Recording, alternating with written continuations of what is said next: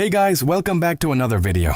In this video, I'm going to show you how you can easily contact the TikTok support team directly from the TikTok app. So first of all, make sure your TikTok app is updated to the latest version. You can go to the App Store or Play Store and update it from there if needed.